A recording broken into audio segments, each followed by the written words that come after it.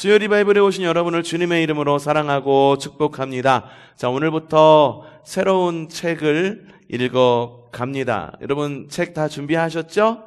한번 들어보시겠어요? 예, 들어보시겠어요? 네, 제목이 뭐라고 적혀 있나요? 오늘이라는 예배라는 책입니다. 부제목이 사소한 하루는 어떻게 거룩한 예전이 되는가라는 부제목을 갖고 있고요. T.C. 해리슨 워런이라고 하는 분이 글을 쓰셨습니다. 목사님이기도 하고 글을 쓰는 사람이라고 하는데 앞에 서문을 읽어보니까 서문에는 시인이라고 적혀 있어요. 시인이 산문을 쓸 때 굉장한 능력을 발휘하더라고요. 그러니까 여러분 한번 읽으시면서 함께 하루라는 일과 이 일과 속에서 어떻게 우리는 예배의 삶을 살아갈 수 있는가. 그러니까 예배라고 하는 것이 우리가 보통 보면은 두 가지로 생각하잖아요. 하나는 교회에서 드리는 예배, 또 하나는 삶으로 드리는 예배, 이렇게 하는데 이분 T.C. 해리슨 워런이라고 하는 분은 예배라고 하는 것을 정말로 삶으로 끌어옵니다. 야, 삶 가운데에서 사랑하는 게 예배지, 친절하게 하는 게 예배지, 그렇게 이야기하지 않고 정말로 교회 안에 있는 예배, 예전이라고 하는 것을 우리의 삶으로 끌어옵니다. 우리가 가지고 있는 거룩한 예전이 두 가지 예전이 남아 있습니다. 천주교회는 훨씬 더 많아요. 그래서 무슨 성사라고 되어 있는 것을 다 예전이라고 해가지고 다 예배 안으로 끌어와요. 그런데 개신교에서는 두 가지 예전만 남아 있습니다. 하나는 뭘까? 여기 보면은 뭐가 있나요? 여기 보면 세례기가 있죠. 세례라고 하는 예전이 우리에게 남아 있고요. 또 하나는 어떤 거? 성찬이라고 하는 예전. 요 두 개가 우리 개신교가 인정하는 두 가지 예전, 곧 리터지. 보면 영어 제목이 Liturgy of the Ordinary라고 되어 있어요. 그 리터지라고 하는 예전이라고 하는 겁니다. 여러분 성당이나 이런 데 가면은 뭐 이렇게 신부님이 이렇게 연기도 뿌리고 물도 이렇게 성수도 뿌리고 이런 거 보셨죠? 그리고 그런 거 보셨죠? 우리 교회에서 뭐 어떤 예전을 보셨나요? 네, 성찬이라고 하는 예전. 우리가 매 월마다 이렇게 성찬을 하고 있어요. 그렇게 성찬이라고 하는 예전. 굉장히 거룩해 보이죠? 그렇죠? 그래서 뭔가 조금 우리가 드리는 예배가 좀 현대적이고 컨템포러리하라고 한다면 그거는 조금 더 정형화된 무엇인가가 있는 것처럼 보이고 그런 느낌을 받습니다. 그걸 리터지라고 이야기를 해요. 예배의 방법, 예전이라고 이야기를 합니다. 그래서 오늘이라고 하는 예배라고 하는 것은 뭐냐면 우리가 늘 말하는 삶 속에서 예배자의 삶을 살아가는 것, 그것도 우리의 예배이지만 실제로 우리의 삶 가운데서 리터지, 특별히 오늘 첫 장의 제목이 뭔가요? 잠에서 깸이라는 제목이 되어 있잖아요. 그 부제는 뭔가요? 세례, 사랑받는 자로 사는 법 세우기. 그래서 세례라고 하는 어떤 그 포인트 그리고 그런 예전을 보면서 과연 우리의 삶에서 세례를 어떻게 살아낼 수 있는가에 대한 질문을 하고 있어요. 오늘의 이야기는 정체성에 대한 이야기입니다. 정체성은 어떤 정체성이 있을까요? 요즘에 소수자의 정체성을 인정해야 된다, 인정하지 말아야 된다, 논란이 많죠. 법으로 제정해야 된다, 논란도 많은 정체성, 바로 그게 정체성입니다. 나는 나를 누구로 여기느냐? 여러분은 여러분을 누구로 여깁니까? 집에서는 엄마가 될 수도 있고 아내도 될 수 있고 많은 정체성이 있습니다. 저도 역시 집에서는 아빠의 정체성, 남편의 정체성, 그리고 노비의 정체성 여러 정체성을 가지고 있죠. 그런데 그러면 우리가 근본적으로 가지고 있는 우리 안에 있는 공통적인 정체성이 뭐냐라고 물어봤을 때 따라합시다. 그리스도인이라고 하는 정체성을 어떻게 하루를 시작하면서 살아낼 수 있을까라고 하는 것을 글로 적어 놓은 것이 바로 오늘입니다. 오늘의 이야기입니다. 다시 한번 읽어보죠. 오늘 제목 시작. 잠에서 깸 그리고 부제 시작. 세례 사랑받는 자로 사는 법 배우기. 예, 한번 읽어가면서 알아가 보도록 하겠습니다. 우리가 지난 시간까지 읽었던 책보다는 조금 어려운 단어들, 한문어들이 좀 많이 들어가 있어요. 이유인즉슨 이건 번역서이기 때문입니다. 번역을 할 때 영어를 우리말로 번역할 때 우리말로 적절한 언어로 번역하기 위해서는 긴 설명과 한문어를 종종 많이 사용합니다. 그러니까 한번 읽어보면서 영문어를 그대로 가져오는 것도 있고요. 읽어보면서 설명하면서 한번 읽어보도록 하겠습니다. 자, 21페이지 피시면 되세요. 21페이지. 천천히 잠에서 깬다. 아이들이 뾰족한 팔꿈치로 내 몸을 타고 오르거나 알람이 요란하게 울려대면 하루는 빨리 일어나라고 나를 재촉한다. 하지만 나는 처음 몇 초는 가만히 누워 있는다. 멍하고 적응 중이며 생각도 느리다. 그렇죠. 여러분 눈 뜨면 어때요? 바로 제정신이 확 돌아오나요? 예, 그냥 멍한 순간, 그 순간 여러분은 어떻게 보내십니까? 어떻게든지 잠에서 깨려고 노력을 하십니까? 아니면 그 시간을 어떻게 좀 더 유익한 시간으로 쓸 수 있게끔 여러분 그 시간을 좀 유익하게 보냅니까? 계속 읽습니다. 그 후 서서히 그날의 계획과 목표가 밝아온다. 그쵸? 오늘 하루 뭐 해야 되는구나. 오늘 김장 담그는 날이지. 오늘 우리 아이가 입학하는 날이지. 아이고 손주가 오늘 생일이지. 이런 것들 생각이 날 겁니다.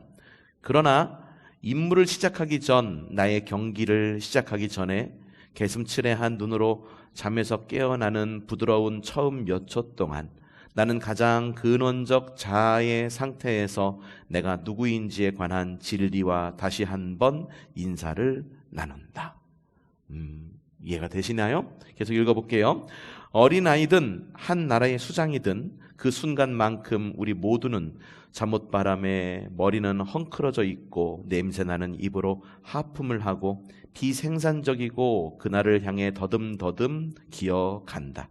곧 우리는 엄마로서, 직장인으로서, 학생으로서, 친구로서, 시민으로서 우리의 정체성을 입는 것이다. 보수적이거나 진보적인 사람으로서, 부유하거나 가난한 사람으로서, 열성적이거나 냉소적인 사람으로서, 장난을 좋아하거나 심각한 사람으로서 오늘을 살아갈 것이다. 이게 뭐냐 하면 잠에서 깨어나는 그 순간은 우리는 자연인이라고 하는 겁니다. 잠에서 깨어나서 세수하고 준비하면서 우리는 서서히 어떤 정체성을 입어가면서 깨어난다라고 하는 거죠. 그러니까 잠에서 깬 순간 누구나 똑같다는 거예요. 정치인이나 대통령이나 부자나 가난한 사람이나 학생이나 여자나 남자나 똑같이 다 잠에서 깨어나는 순간은 똑같다. 똑같지 않은 사람이 있어요. 어떤 사람이 똑같지 않을까? 어떤 사람? 죽은 사람은 똑같지 않습니다. 그렇기 때문에 우리가 하루의 첫 시작을 시작하는 것은 출발선상이 다 똑같다라고 하는 겁니다. 그러나 잠에서 깨는 그 순간만큼은 우리 모두 그저 인간일 뿐이다. 특별할 것도 없는 무방비 상태로 새롭게 태어난 인간. 동공이 빛에 적응하느라 눈을 깜빡이고 뇌는 천천히 의식 세계로 들어간다. 나는 항상 침대에 조금만 더 누워있고 싶다. 내 몸은 자고 싶다는 욕심을 부린다. 딱 몇 분만 더. 정말 아침에 이불을 박차고 나오는 게 왜 이렇게 힘든지 모르겠어요. 따끈한 이불 속에서 몇 분만 더 있는 그 꿀잠이 정말 달달하죠. 그러나 더 자고 싶다는 욕심만 부리는 게 아니다. 나를 기다리는 요구사항에 신경을 곤두세우지 않은 채 안락함을 누리는 중간 영역, 의식의 경계에 머물고 싶은 것이다. 멍한 상태, 아무것도 없는 상태, 우리의 의식과 무의식의 중간 상태. 잠이 들면 무의식의 세계에 빠지게 되죠. 그렇죠? 잠에서 깨면 의식의 세계로 들어오죠. 그렇죠? 수술할 때 마취하면 여러분 잠을 자죠. 무의식의 세계. 그때는 어떻습니까? 통증을 느낍니까?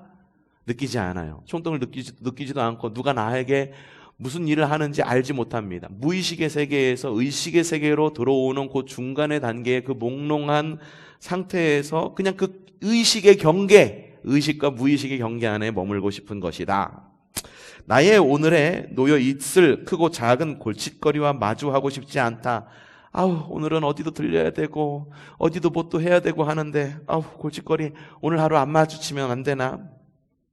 아직은 나의 정체성을 입고 싶지 않다. 그러니까 저자가 그렇게 얘기했죠. 정체성은 어떻게 하는 거다? 입는 거다라고 이야기를 하는 거예요.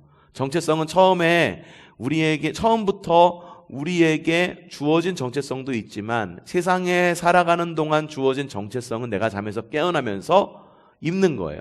마치 잠옷에서 활동복으로 갈아입듯이, 그리고 활동복에서 외출복으로, 연미복으로 혹은 이런 옷으로 갈아입듯이 정체성을 입는 것이라고 표현을 하고 있죠. 엄마 뱃속 같은 이불 안에 조금만 더 그대로 있고 싶다. 그러면서 중간에 예수님의 세례에 대한 이야기가 나옵니다. 예수님의 세례식에서 아버지가 이는 내 사랑하는 아들이요 내 기뻐하는 자라고 선언하실 때 아직 예수님은 많은 사람에게 특별히 인상적으로 보일 만한 일을 하지 않으셨다는 사실은 주목할 만하다. 그분은 아직 누구를 치료하지도 광야에서 사탄과 맞서지도 않으셨다. 십자가에 못 박히거나 부활하지도 않으셨다. 무언가 엄청나고 영광스러운 일 뒤에 아버지의 자랑스러운 공표가 따라왔다면, 즉 군중을 먹이신 뒤에 환희의 순간이었거나 나사로를 일으키신 뒤에 엄청난 계시였다면 훨씬 그럴듯했을 것이다. 그러나 예수님의 출생과 소년기에 관한 짧은 이야기들을 들은 뒤 우리는 곧바로 요단 강가에서 성인이 된 그분을 만난다. 햇빛에 눈을 찡그리고 발가락 사이에는 모래가 가득 낀 채 서 있는 무리 중 한 명으로 경배와 찬양과 빵빠레가 합당하신 분이 무명으로 평범하게 수십 년을 보내셨다. 성육신의 파격으로도 모자라 육신의 그 하나님은 일하러 가고 졸려하고 보통 사람들의 사이에서 평범한 삶을 사는 한 남자로 조용히 일상을 살아오셨다. 예수님은 젖고 헝클어진 머리를 한 평범한 인간에서 물에서 올라오신다. 앞서서 헝클어진 머리에 대한 이야기 들으셨죠? 언제 헝클어진다고 그랬어? 아침에서 일어날 때 헝클어진 머리를 갖고 일어난다라고 그랬잖아요. 그러니까 예수님께서 세례를 받으실 때, 물 안에 들어갔다가 나오실 때 헝클어진 머리를 갖고 나오셨다라고 하는 것, 뭔가 교차되지 않아요? 주님이 세례 받으신 것, 우리가 아침에 일어나는 것, 새로운 삶으로 정체성을 입는 그 과정, 헝클어진 머리, 같은 출발점. 그때 갑자기 성령이 나타나고 우주의 심오한 신비가 사방에 울려 퍼진다.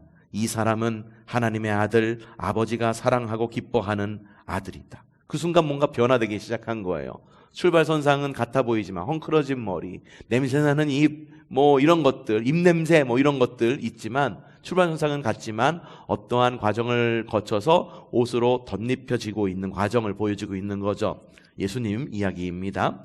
예수님은 먼저 광야로 그 다음 공적으로 보냄을 받으신다. 그러나 공적 사역으로 보냄을 받으신다. 그러나 아버지가 그분을 사랑하신다는 선언과 함께 보냄을 받으셨다. 그러니까 이거예요.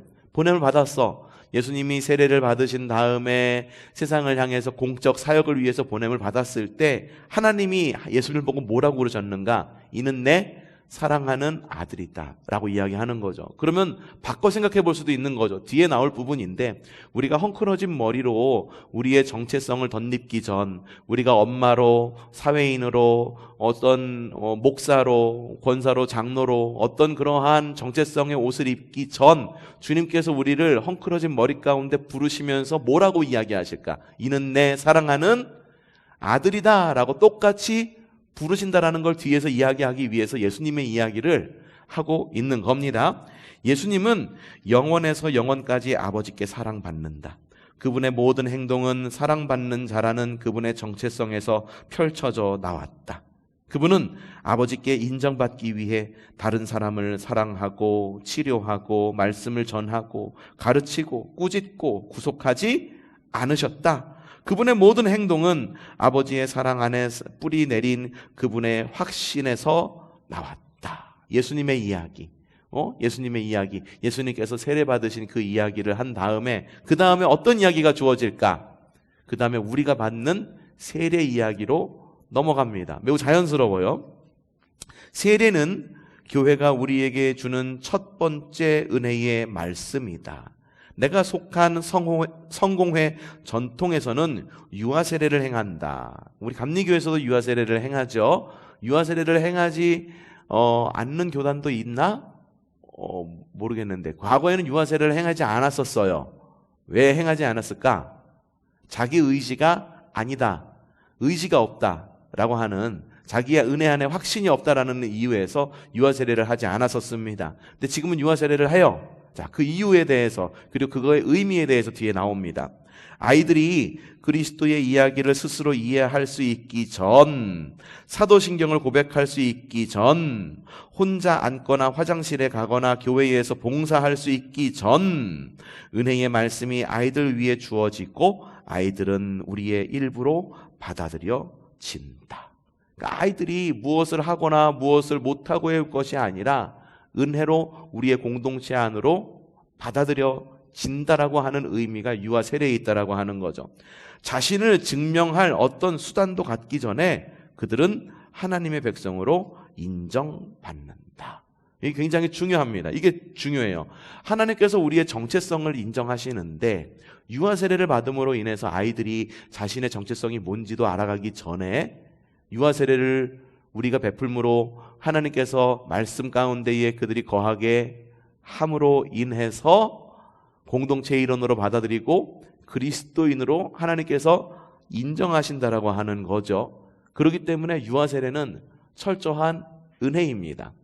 받는 입장에 있어서 철저한 은혜예요. 내가 뭔가를 할 수 있어. 내가 태어나자마자 권사받았어. 이렇게 권사로서의 직무를 다하거나 내가 태어나자마자 무슨 대통령이야. 그럴 수도 있죠. 태어나자마자 왕의 자손으로 왕자로 태어나가지고 그 자리를 부여받는 사람도 있기는 하겠죠. 그런데 많은 사람들은 태어나면서 혹은 아침에 깨어나면서부터 어떠한 직분을 부여받는 것이 아니라 자연인으로부터 시작하는 것. 근데 그 가운데에서 하나님께서 사랑하는 자라 인정하시는 것 그 자체가 은혜다라고 이야기하기 위해 말을 이끌어가고 있는 거예요. 내 딸들이 세례를 받았을 때 우리는 컵케이크와 샴페인으로 거창하게 축하 파티를 했다. 우리는 공동체와 함께 세례를 받은 딸들에게 예수 사랑하심을 불러주었다. 그것은 일종의 선포였다. 네가 알기도 전에, 네가 의심하기도 전에, 네가 고백하기도 전에, 네 스스로 이 노래를 부를 수 있기도 전에 너는 하나님께 사랑을 받고 있단다. 너의 노력 때문이 아니라 그리스도가 너를 위해 행하신 일 때문이지. 우리는 연약하지만 그분은 강하시단다. 예전을 행하는 많은 교회에서 예배당 뒤쪽에 세례반을 놓아둔다. 우리는 앞쪽에 놓아두고 있어요. 근데 종종 뒤에다 놓을 때가 있습니다. 뒤에다 놓을 때가 있죠. 세례반 어디 있나요? 왼쪽에 있나요? 오른쪽에 있나요? 왼쪽에 있나요? 세례반, 여러분 세례반 왼쪽에 있어요? 오른쪽에 있어요? 어느 게 세례반인지 모르시나? 왼쪽에 있죠? 이건 세례기고 이건 세례반이죠. 종종 여러분 교회에 이렇게 오실 때 뒤에다가 내가 놔둘 겁니다 라고 말했던 거 기억나세요? 근데 그 이후로 한 번도 놔둔 적이 없었어요. 근데 전통적인 예전 예배, 옛날 형식의 어떤 형식을 갖추고 있는 전통적인 예전적 교회에서는 이 세례반을 입구에 종종이 아니라 아예 세팅해서 놔두는 경우도 있습니다. 여러분 천주교회 가면은 세팅이 되어 있어요. 그래서 물이 언제나 담겨져 있습니다. 물이 담겨져 있어요. 우리 세례반이 어떻게 생겼나요?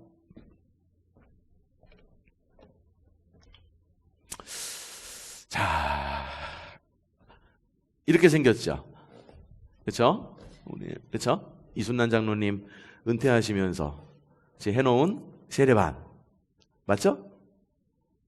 맞아요. 잊으셨어요? 이순란 장로님 장로 은퇴하시면서 해놓은 세례반입니다. 지금은 이 세례반이 비어 있습니다. 여러분 보시다시피 비어 있어요.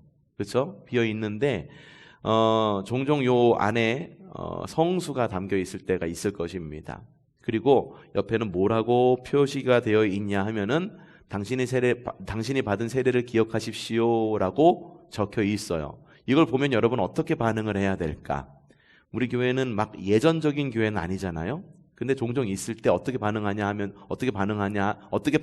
되냐 하면은 세례반 앞으로 가가지고 세례수의 이 성수에 손을 담가서 나의 머리에 얹고 하나님 나의 세례를 다시 한번 기억해 주시니 감사합니다.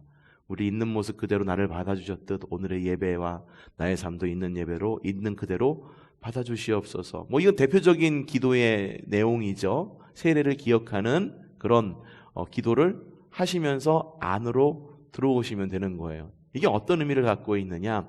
앞서서 예수님께서 세례를 받은 것, 그리고 지금 유아 세례에 대한 이야기를 했잖아요. 첫 시작, 예수님은 공적 생애, 공생애의 시작 전에 세례를 받으셨고, 아이는 삶을 시작하기 직전에 삶을 시작하면서 세례를 받는 것. 자연인에서 어떤 특별한 사명자의 길로 나아가는 출발점 안에서 하나님께서 나에게 덧입혀 주신 최초의 정체성, 곧 그리스도인이라고 하는, 그리고 예수님에게는 그리스도라고 하는 그 정체성을 기억하면서 감사함으로 나가는 것이 바로 오늘 적혀 있는 바로 이 이야기의 내용입니다. 이거 여기다 놔두죠. 좋네, 이렇게 보이니까. 이게 세례반이에요. 조선교회 세례반입니다. 보통 세례반은 동그랗지 않고 팔각형으로 되어 있어요. 팔각형으로 되어 있는 이유가 월, 화, 수, 목, 금, 토, 주일 이후에 제8일 하나님 나라를 살아가는 사람들을 상징하는 것, 새로운 삶, 우리의 새로운 삶을 의미하기 때문에 보통은 팔각형으로 만들어져 있습니다. 계속 읽어나가면 그 의미가 뭔지 조금 더 명확해질 것입니다. 자, 예전을 행하는 많은 교회에서는 예배당 뒤쪽에 세례반을 놓아둔다. 자, 봅시다. 사람들은 예배하러 교회에 들어오면서 그 옆을 지나간다. 이것은 세례가 하나님의 백성이 되는 출발점이라는 상징이다. 이를 통해 예배를 시작하기 전, 심지어 교회에 와서 앉기도 전에 우리는 이미 오직 은혜로만 예수님께 속한 사람들로 구별되었고, 하나님과 우리를 앞서간 신자들에게서 선물로 받은 좋은 소식 안으로 끌어올려졌음을 깨닫는다. 그러니까 교회 나오면서 세례반을 보고 우리의 세례를 기억하면서 어떤 의미를 갖느냐, 어떤 의미를 받느냐. 내가 교회 나와서 사역을 하기도 전에, 내가 교회 나와서 예배하기도 전에 이미 세례를 보고 느끼면서 오직 은혜로 구원받은 사람임을 다시 한번 기억하는 그런 의미를 담고 있다는 겁니다. 예배당에 들어오는 사람들은 세례반을 지나갈 때 거기에 손가락을 살짝 담근 뒤 성호를 긋는다. 이게 성공의 전통이라서 그래요. 성공의 전통. 그리고 개신교 전통에서는 성호를 긋는 일은 없죠.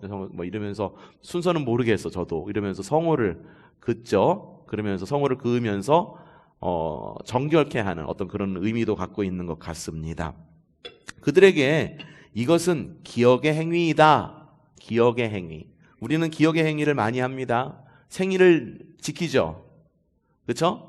생일이면 사람들이 막 축하해 주죠. 왜 축하해 줍니까? 그날 태어나셨어요? 아니, 막 80번째 생일째 날 여러분이 태어났느냐를 말한 게 아니라 80년 전에 태어난 거잖아요. 그렇죠? 60년 전에, 40년 전에 태어난 거잖아요. 80년 전에 태어난 거잖아요. 그렇죠? 20년 전에 태어난 거잖아요. 근데 왜 사람들은 그 전에 태어났을 때 축하를 갖다가 지금까지 축하해 주느냐는 걸 갖다가 의심해 본 적, 생각해 본 적 있으세요? 그냥 축하할 만한 일이니까 사람들이 축하하니까 그게 바로 기억의 행위예요. 기억의 행위. 그래 이때 너 태어났지, 세상에 왔지, 축하해, 나와 함께 하는 것을 감사하고 그러면서 선물을 주는 기억의 행위. 왜 설날 때 모일까요? 왜 추석 때 모일까? 그것도 역시 기억의 행위. 왜 성탄절을 지킬까? 그것도 기억의 행위. 자신이 받은 세례를 기억하고 자신이 사랑받고 있으며 예수님이 행하신 일 덕분에 받아들여졌음을 기억하는 것이다. 큰 딸이 잘 걷지 못할 만큼 아주 어렸을 때 나는 예배당 입구에 있는 세례반 위로 그 아이를 안아 올려 물을 만질 수 있게 해주곤 했다. 그리고 이렇게 속삭였다. 너의 세례를 기억하렴. 그렇죠? 제가 그렇게 적어놓는다고 그랬죠? 당신이 받은 세례를 기억하십시오. 근데 이거를 갖다가 아버지의 언어로 바꾸면은 딸아, 네가 받은 세례를 기억해. 그렇죠? 너의 세례를 기억하렴. 예전이나 성례전 신학이라는 말은 몰랐지만, 그렇죠? 여러분, 예전 성례전 신학적으로 몰라요. 이게 세례반, 어쩌면 어떤 분들은 이게 세례반이라고 하는 건 불려진지도 몰라요. 세례 때 쓰여지는 그냥 종지, 그릇, 사발 이 정도로 이해할지도 모릅니다. 하지만 우리가 예전이나 성례전이라는 말을 몰랐을 때부터 세례반의 딱딱한 대야 손끝에 느껴지는 차가운 물의 본능적 경험은, 그런 경험, 우리가 세례반을 통해서 받는 경험은 그 아이가 예배로 들어가는 입구였다. 루터교 신학자 마틴 루터에 따르면 루터교 교인들은 그들이 받은 세례의 표징으로서 성호를 긋는 것으로 하루를 시작하도록 배운다. 예, 루터교에서는 그래요. 루터교에서 하루 시작하면서 성호를 먼저 긋고 그 다음에 하루를 주심을 감사합니다. 어떻게 그러면서 기도하면서 시작하죠. 도로시 바스는 이 실천을 이렇게 설명한다. 모든 그리스도인에게 세례는 어제의 죄에서 해방되었음과 내일의 약속을 보증받았음을 상징한다. 즉, 물 아래로 내려감으로써 옛 자아는 그리스도의 죽음 안에서 장사 지낸 바 되었고, 물 위에서 올라옴으로써 새롭게 된 자아는 부활하신 그리스도께 동참한다. 마틴 루터는 공동체의 각 성도에게 세례를 항상 입어야 할 매일의 의복으로 여기라고 가르쳤다. 세례를 늘 기억하라는 겁니다.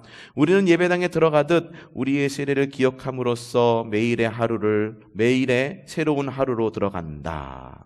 그렇죠? 마티 자신도 매일 아침 성호를 긋는다. 그는 이것을 말없는 기도라고 부른다. 그는 이전에 일어난 모든 일에 대해 용서받았음을, 그리고 앞으로 일어날 모든 것을 덮고도 남을 은혜가 있음을 다시 한번 기억한다. 나는 6살 때쯤 텍사스 작은 마을의 조그만 침례교 교회에서 세례를 받았다. 많은 것은 기억나지 않는다. 적어도 기억한다고 생각하는 것은 내가 입고 있던 긴 예복이 따뜻한 물 속에서 부풀어 오르는 이상한 느낌 정도이다. 이후에 따라온 어른들의 포옹과 관심이 즐거웠고, 이제 교회에서 포도주스를 마실 수 있다는 사실에 짜릿했다. 성례전, 성찬에 참여할 수 있게 되는 겁니다. 세례를 받은 어린이, 세례를 받은 사람만이 성찬에 참여할 수 있는 자격이 주어지는 거예요, 사실은. 근데 우리는 성찬이라고 하는 의미라기보다도 애찬이라는 의미를 갖고 있기 때문에 세례를 받지 않은 새 가족들도 다 나와서 성찬을 받죠. 하나님의 은혜라고 하는 그런 의미에서. 근데 어린아이, 사람은요, 누구나 입교를 한 다음에, 성도는 입교를 한 다음에 세례를 받은 이후에나 성찬에 참여할 수 있어요. 근데 세례 받은 사람만 나오세요 하면 세례 받지 않은 사람 앉아 있을 거 아니에요. 그럼 어때? 나만 왕따 시키는 것 같아. 나만 안 주는 것 같아. 교회가 은혜가 없어. 사실은 그렇지 않아요. 사실은 세례 받지 않으면 성찬에 참여할 수 없는 거예요. 예. 그래서 얘기가 그런 겁니다. 이제 어렸을 때 성찬의 기억 하면은 이제 포도주스를 마실 수 있다라고 하는 기쁨, 그 기쁨만이 어렴풋이 떠오른다. 아주 오래된 앨범에서 보았던 첨탑이 있는 낮은 벽돌 건물 앞에서 조그만 내가 젖은 머리로 햇빛에 실눈을 뜨고 미소를 짓고 있는 사진도 기억난다. 이건 지금 저기를 기본으로 얘기하는 거예요. 그 침례를 기본으로 얘기하고 있는 거예요. 온몸이 다 들어가죠. 그러니까 세례탕에서 나오면 어떨까? 온몸이 다 젖어 있겠죠. 그러면서 축하한다고 사람들이 막 박수 쳐주고, 그리고 미국 교회 같은 거 보면은 마당이 드넓잖아요. 넓어요. 굉장히 넓어요. 예배드리는 건물이 있고 보통은 체육관이 옆에 딱 붙어 있어요. 그래서 그 체육관에서 같이 음식도 먹고 바자회도 열고 그럽니다. 그리고 마당이 굉장히 넓어요. 차를 타고 오기 때문에 차도 돼야 되고, 그리고 이런 잔디밭이 있어요. 지금 그 기억을 뭐라고 얘기하는 거냐면은, 세례받고 나왔는데 그 넓은 잔디밭에서 하늘을 보니까 햇살이 눈부셔. 머리는 젖어가지고 머리에서 이게 물이 툭툭 떨어져. 그 장면을 갖다가 상상하고 있고, 그 장면을 누가 사진을 찍어준 거죠. 그렇지만 내가 말하는 우리의 세례를 기억함이란 우리 인생에 일어난 어떤 역사적 사건의 세부 사항을 문자적으로 다시 회상할 수 있어야 한다는 의미가 아니다. 이게 뭔 말일까? 개인적으로 나도 그렇게 하지 못한다. 그 대신 나는 그 일요일 아침 내가 아버지와 아들과 성령의 이름으로 물속에 들어감으로써 구별되었다는 것을 기억한다. 성공의 세례 의식에서는 새로 세례를 받은 신자들에게 그들은 세례에서 성령으로 인침을 받았고 영원히 그리스도의 소유로 구별되었다고 말해준다. 갈라디아서는 세례를 받은 우리가 그리스도를 옷으로 입은 사람들이라고 말한다. 아버지가 기뻐하시는 그분의 사랑하시는 아들을 옷으로 입은 사람들이라는 것이다. 좀 더 으스스한 바울의 심상을 사용하자면 고작 6살이었던 나는 그날 죽었고 장사되었으며 그런 뒤 모든 우주의 모든 섭리를 역전시키시고 그리스도와 함께 새로 태어났다. 여기까지 뭐 어떤 의미인가? 여러분 세례받은 날짜 기억하세요? 세례받은 날짜. 그날 어떤 목사님에게 세례를 받았는지 그 정도는 기억할지는 모르겠어. 그리고 어떻게 세례를 받았고 그냥 대충 그 달이 언제인지는 기억하지 못할 겁니다. 어떤 성탄절, 크리스마스가 다가오니까 사람들이 크리스마스, 성탄절에 대해서 막 흠집내기를 해. 어떤 흠집내기느냐? 12월 25일이 정말 예수님이 태어난 날인가? 라는 것. 12월 25일이 예수님이 태어난 날인가? 맞나요? 우리는 그렇게 믿음으로 고백하죠. 그렇죠? 근데 12월 25일이라고 하는 날은 역사적으로 예수님이 바로 그날 태어난 날이기 때문에 그날을 12월 25일 성탄절로 지키는 것이 아니라 예수님의 생일이 언제인지 몰라. 동방박사도 이미 다 죽었어. 그날 찾아갔던 목자들도 이미 세상에 없어. 그런 가운데에 예수님이 생일이 언제일까라는 것을 고민하고 그날을 지켜서 좀 지키고 싶은 사람들이 그것을 날짜를 정하고 그리고 이날을 예수님이 태어난 날로 우리가 정하고 믿음으로 고백하면서 이날을 성탄절로 합시다 라고 해서 정해진 것이 크리스마스 12월 25일이에요. 우리도 역시 마찬가지예요. 여러분 옛날에 막 6.25 막 전쟁이 일어났을 때 자기 생일을 모르는 어르신들도 꽤 많았었어요. 생년도 몰랐어. 그리고 옛날에는 호적이 어떻게 돼 있습니까? 지금은 다 컴퓨터로 전산으로 돼 있지만 옛날에는 손으로 되어 있죠. 그래서 이름을 잘못 적은 호적에 잘못 적혀 있는 사람들도 되게 많았어. 그 동사무소 직원이 잘못 받아 적으면은 그게 그냥 호적상에 내 이름이 된 거였었어요. 그럼 한번 반대로 물어보겠습니다. 여러분, 우리가 호적상에 생년월일이 잘못되었다라고 그래가지고 혹은 내 이름이 잘못되었다라고 그래서 내 존재 자체를 부정당하나요? 야, 이 사람은 원래 지키는 생일은 딴 날인데 12월 25일이 호적상의 생일이래. 이 사람은 가짜야. 이 날도 지키면 안 돼. 라고 말하면서 그 모든 것을 부정해버리고 그 사람의 존재, 이 사람은 그럼 없는 사람으로 쳐야겠네. 그냥 우리끼리 이 사람 생일인지는 기억하지 못하니까 우리끼리 즐거이 먹고 놀고 즐기고 호텔도 예약하고 무슨 댄스 파티에도 가고 이런 식으로 놀자라고 여러분들 그렇다고 한다면 여러분들의 마음은 어떻겠습니까? 슬프겠죠. 존재에 대한, 그쵸? 존재에 대한, 정체성에 대한 부정이 되어버리는 거죠. 세례도 역시 마찬가지라고 하는 거예요. 우리가 새로 태어나는 것, 아침에 일어나는 것, 이제 뒤에 가서 이제 일어나는 것, 바로 뒤에 그 이야기가 나옵니다. 우리가 일어나고 자연인으로 다시 태어나는 것, 세례받았던 그 기억이 가물가물한다 할지라도 우리가 세례받았다라고 하는 것, 세례를 받음으로 인하여 우리는 그리스도 안에서 나 사랑하는 자여라고 하는 나의 사랑하는 아들아라고 주님께서 세례를 받았을 때 하나님께서 말씀하셨듯 우리가 세례받았을 때 성도들이 환영하고 그리고 주님께서 성령으로 기름 부으심으로 인하여 우리가 그리스도인이 되고 교회 공동체가 되었다라고 하는 것, 그날에 일어난 일 다 기억나지는 않아도 어렴풋이 옛날 사진을 보는 것처럼 어렴풋하고 날짜도 기억나지 않을지는 몰라도 그것 기억하지 못하는 것, 그것이 나의 정체성, 나의 존재를 부정할 수는 없다는 겁니다.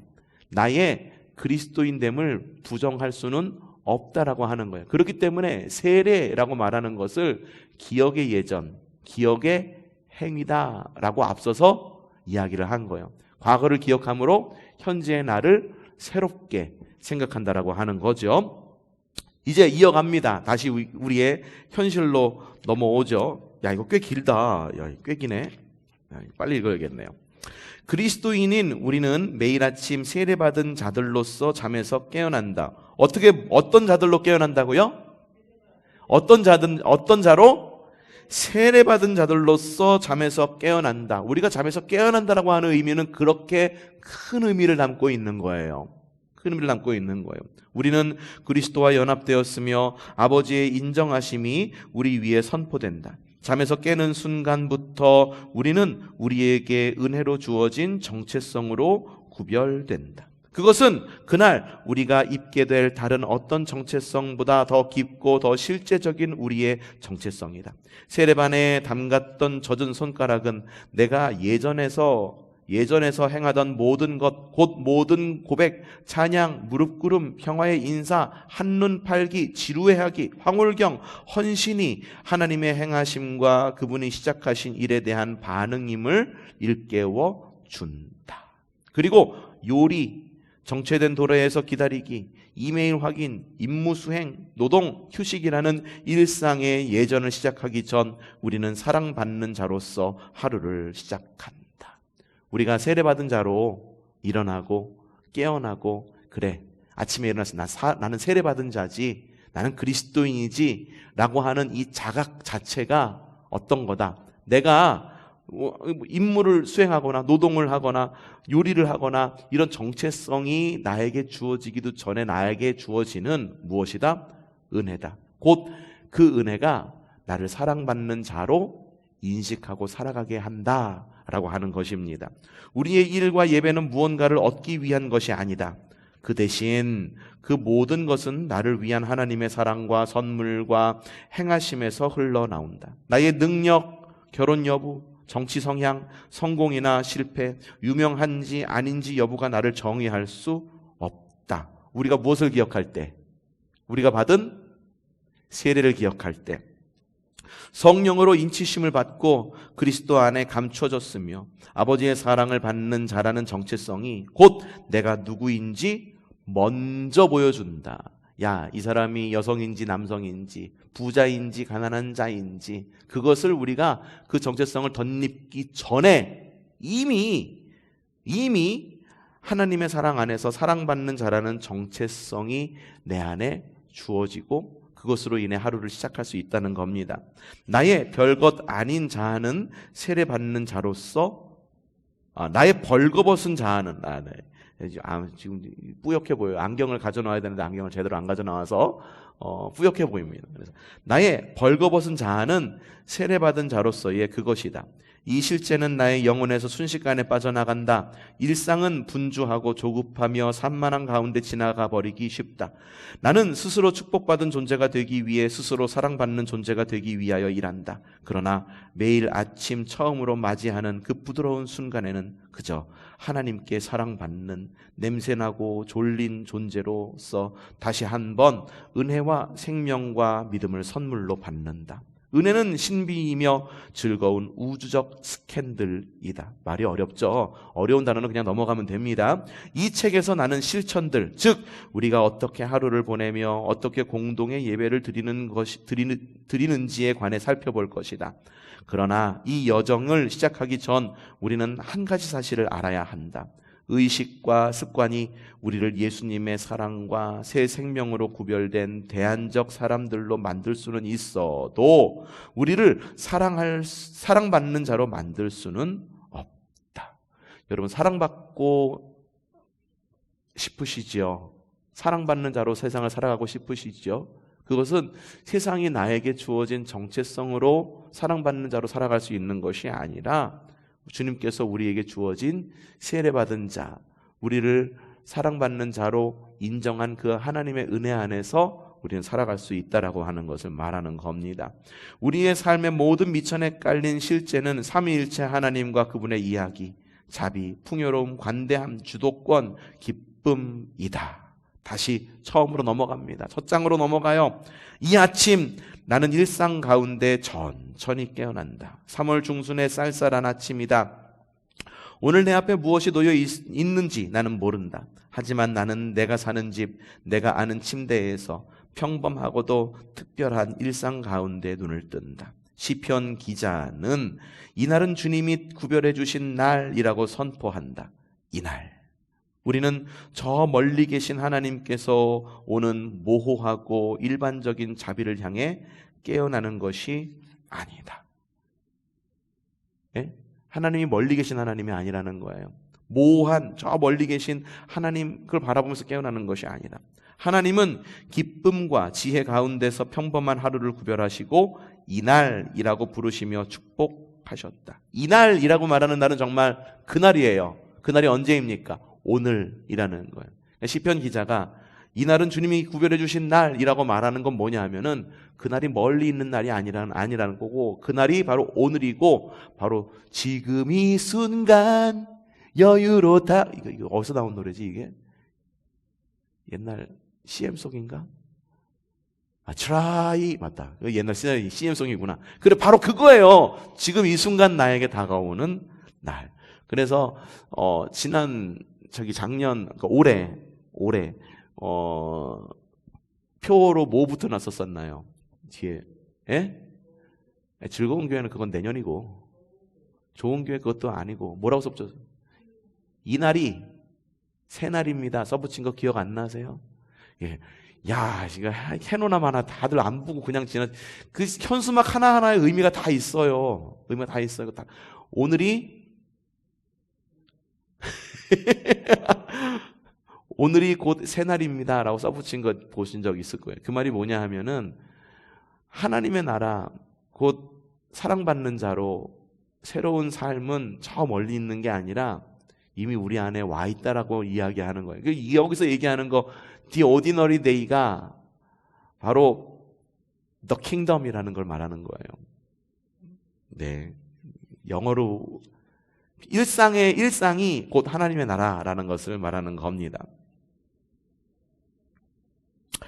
연약한 내가 수많은 날들 중 어떤 단조로운 하루라고 생각하는 나를 하나님은 단 하나의 특별한 선물로 주셨다. 예수님이 자신의 백성을 위해 죽으셨을 때 그분은 이 구체적인 하루를 살아가는 나를, 내 이름을 알고 계셨다. 그리스도는 나의 삶을 이론적이거나 추상적으로, 즉 내가 살고 싶어 하는 삶 혹은 내가 살아야 한다고 생각하는 이상적인 삶을 구속하시지 않았다. 그분은 있는 그대로의 모습으로 오늘을 살고 있을 나를 아셨고, 구체적인 아름다움과 깨어짐을 간직한 관계들, 그리고 구체적인 죄와 어려움을 아셨다. 그게 오디너리 데이라는 거예요. 그게 일상이라고 하는 거예요. 일상을 통해서 여러분, 나는 특별히 요번에는 늘 습관적인 죄는 지나갈 어떤 특별한 날일 거야, 그렇게 생각하고 시작하지 않아요. 오늘도 짓는 죄 여전히 지을 거고요. 하나님께서 나에게 하지 말라는 것 또 하는 고스란히 할 거고, 이웃도 미워할 거고, 법도 안 지킬 거고, 그렇게 살아갈 거예요. 하지만 주님께서 말씀하신 이날, 곧 오늘이 특별한 날로 이 날을 특별한 날로 우리에게 주신다는 거예요. 그렇다고 한다면 그날을 우리가 어떻게 살아야겠느냐를 갖다 생각해 볼 수 있는 거죠. 달라스 윌라드는 하나님의 모략에서 이렇게 상기시킨다. 굉장히 유명한 책이에요. 하나님의 모략, 굉장히 유명한 책입니다. 실제로 변화가 일어나는 곳은 우리가 하나님 그리고 이웃과 함께 거하는 실제 삶 속이다. 첫째로 우리는 우리가 지속적으로 처한 환경을 하나님 나라와 축복의 장소로 인정해야 한다. 하나님은 누군가를 축복하실 때 그들이 실제 있는 장소를 제외하시는 법이 없다. 우리는 주님께서 복을 주시는데 뭔가 특별한 걸 바라죠. 그리고 뭔가 특별한 장소를 원해요. 그래서 사실 교회 나오는 것일지도 몰라요. 근데 주님께서 우리를 복되게 하는 장소는 어디다? 어디다? 어디다? 나의 일상이고 나의 가정이고 내가 살아가는 삶이고 사회이고 이곳 가운데 주님께서 복을 주신다는 거예요. 예. 네, 그렇다는 겁니다. 세례를 통해 받은 새로운 생명은 매일, 매 시간, 매 분마다 삶으로 사라져야 한다. 하나님은 우리를 새로운 사람으로 빚어내고 계신다. 그리고 이러한 빚어냄의 장소는 오늘의 작은 순간들이다. Ordinary day, the ordinary day. 바로 오늘 평범한 하루. 알프레드 히치콕, 유명한 감독입니다. 유명한 영화 감독이에요. 새라고 하는 공포영화도 만들고, 아직까지 알프레드 히치콕이 만든 영화의 그 어떤 포맷과 어떤 그런 장면들이나 이런 것들을 지금의 영화를 만드는 감독들이 고스란히 가져와서 활용하기도 하는 그런 굉장히 유명하고 위대하다? 주님만이 위대하시죠? 대단한 그런 감독입니다. 알프레드 히치콕은 영화란 지루한 장면들을 잘라낸 인생이라고 말했다. 뭔 말인가? 그냥 지루한 장면들, 그냥 에센스만 있으면 좋겠어. 매일매일이 크리스마스였으면 좋겠고 매일매일이 생일이었으면 좋겠어. 근데 알프레드 히치콕은 영화란 지루한 장면들을 잘라낸 인생이다라고 말하는 거예요. 영화는 특별한 장면만 골라 나온 거죠. 그러니까 영화 보고 그냥 우리 삶이 이랬으면 좋겠어. 로마의 휴일에 나오는 그 오드리 헵번을 보면서 내가 공주가 되었으면 좋겠어, 이런 삶을 좋겠어 라고 말하는 건 결코 현실적인 삶이다, 우리의 삶과는 거리가 먼 영화의 이야기다라는 이야기하는 거예요. 추격전, 첫 키스, 흥미로운 줄거리, 훌륭한 대화 같은 것들을 보고 싶어 하지, 주인공이 산책을 하거나 교통정체에 묶여 있거나 이를 닦는 모습을 보고 싶어 하는 사람은 없다. 적어도 너무 오랫동안 좋은 배경음악 없이는 보고 싶지 않다. 우리는 지루한 장면들을 잘라낸 그리스도인의 삶을 원하는 경향이 있다. 어려움들은 다 빼고 싶죠. 그리고 좋은 일만 경험하고 싶죠. 꽃길만 걷게 해줄게. 꽃길만 걷고 싶죠. 근데 우리의 삶에는 그러한 경향이 있어. 그리고 좋은 일만 있으면 좋겠고 특별히 에센스만 보여줬어, 줄거리만 좀 보여줬으면 좋겠어. 우리 이렇게 읽고 있는데 지난 책이 너무 쉬웠으니까는 이 책이 굉장히 어렵게 느껴질 거예요. 그래서 속으로 생각이 들 거예요. 어떤 생각? 그래서 요점이 뭔데? 요점만 알려주세요. 목사님, 요거 목사님이 읽고 설교로 해주셨으면 좋겠어요 라고 하는 생각이 막 여기 가운데 막 끌어올리지 않으세요? 그렇죠. 근데 우리 일생이 그렇듯 우리의 삶도 그렇지 않다라고 하는 거예요. 다 읽어갔을 때 그렇구나, 필요 없는 글 같은 거 빼고 그냥 그렇다 한 문장으로 표현하면 얼마나 좋겠습니까? 그렇게 표현할 수 없다라고 하는 거예요. 시인이 이렇게 긴 책을 썼는데 오죽해는 쓰고 싶은 말이 많았으면 이렇게 씁니까? 그러나 하나님은 우리가 쉬고 일하고 놀고 우리의 몸과 가족, 이웃, 집을 돌보며 하루하루를 살아가도록 만드셨다. 이 모든 지루한 부분들을 하나님은 중요하게 생각하신다면 작고 하찮게 느껴지는 하루하루가 중요한 의미를 지니고 있으며 하나님이 우리를 위해 준비하신 풍성한 삶의 일부라면 그래요. 사람들은요, 중요한 어떤 일들을 좀만 보고 싶고 에센스만 보고 싶죠. 그래서 어쩐데. 근데 사실 그래서 어쩐데 그 에센스 이외의 것들이 정말 중요한 것들이 많아. 오늘 아침에 화장실들은 잘 다녀오셨어요? 잘 다녀오셨어요? 누가 누구의 삶을 보는데, 영화를 보는데 주인공이 화장실 가는 모습 보고 싶어 해? 그 부분은 별로 중요하지 않은, 영화에서 중요하지 않은 부분이요. 주인공은 아침에 일어나자마자 옷으로 싹 갈아입고 스포츠카 타고 세상을 구원하러 다녀야지 그게 슈퍼히어로로 닮은 거지. 근데 이 주인공이, 영화에 나오는 주인공이 아침마다 화장실을 가지 못해. 안에 막 숙변이 쌓여. 이 주인공은 얼마나 괴롭겠어. 우리의 삶도 마찬가지예요. 그냥 지나치고 싶은 것들, 혹은 그냥 하찮게 여겨지는 것들, 그것들이 있기 때문에 다른 삶들이 중요하게 여겨지는 거지. 그런 것들을 건너뛰고 우리의 삶을 이야기할 수 없다. 모든 순간순간 하나하나가 다 소중한 것이다. 그리스도가 평범하게 보내신 수십 년은 우리의 구속 이야기의 일부이다. 성육신과 예수님의 인생에서 기록조차 되지 않은 그 긴 시간 때문에 우리의 작고 평범한 인생은 의미를 얻는다. 그리스도가 목수이셨다면 그리스도 안에 있는 우리 모두는 우리의 노동이 존엄하고 거룩하다는 사실을 발견한다.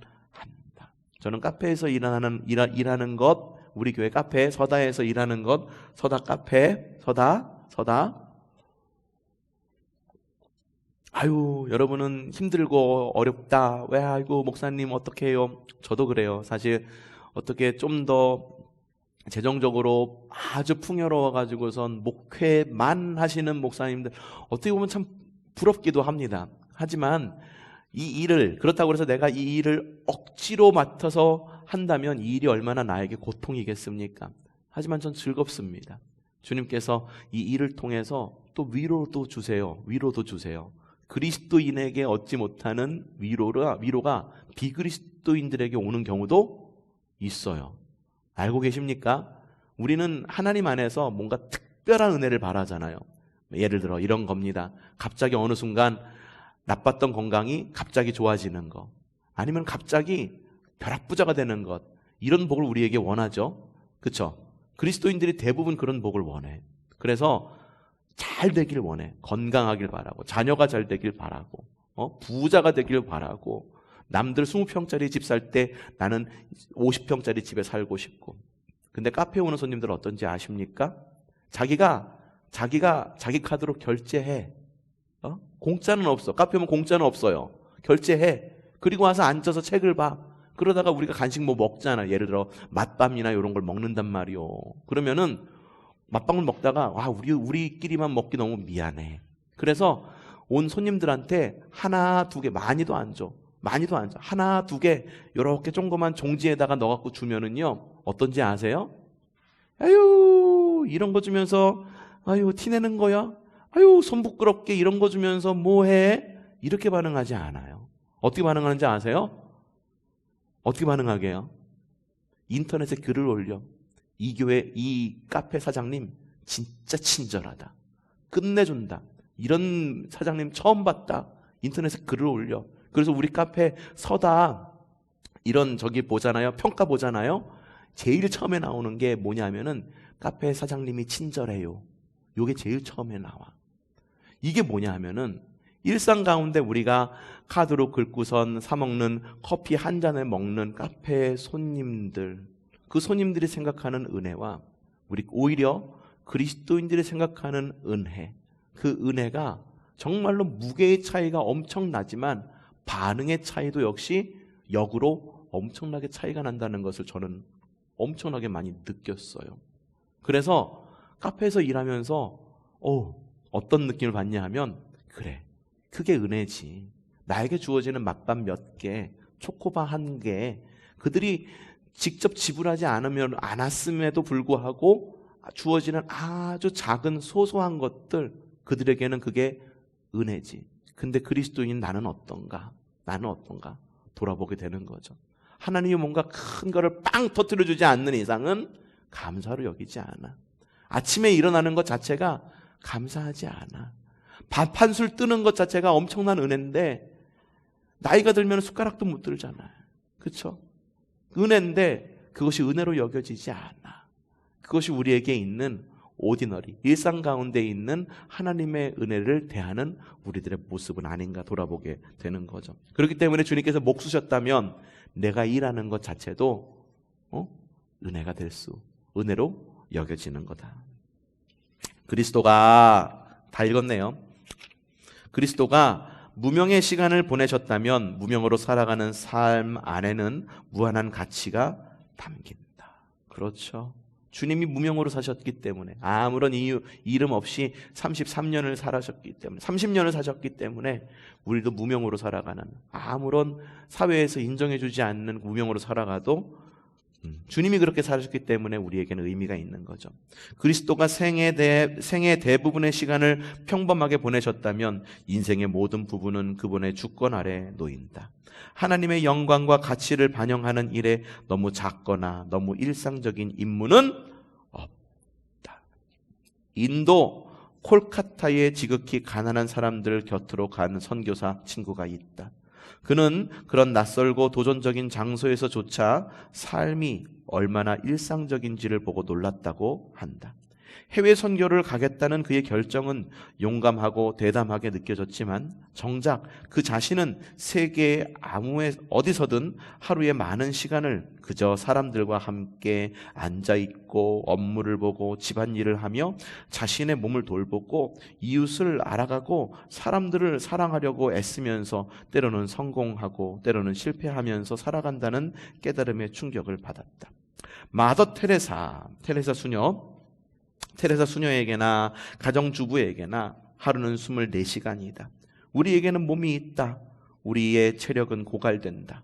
우리는 천천히 배운다. 우리는 매일 잠에서 깨며 앞에 무엇이 놓여 있는지 알지 못한다. 이 책에서 우리는 하루 안에서 삶을 바라볼 것이다. 작은 순간들의 믿음과 자잘한 형태의 영적 성숙에 대해 생각해 볼 것이다. 이것들만 중요해서 그렇게 하는 것이 아니라 누구나 예외 없이 일상적이고 평범한 인간성 안에서 살아가기 때문이다. 나는 큰 개념을 좋아한다. 칭의, 교회론, 성령론, 그리스도론, 종말론에 관한 대화에 취할 수도 있다. 그러나 그러한 큰 개념은 일상의 작은 순간, 우리 삶을 구성하는 장소, 계절, 가정, 공동체 안에서 태어나며 삶과 믿음을 통해 구체화되고 살을 덧입는다. 애니 딜러드라는 다음과 같은 유명한 문장을 썼다. 하루를 어떻게 사는가가 바로 인생을 어떻게 사는가다.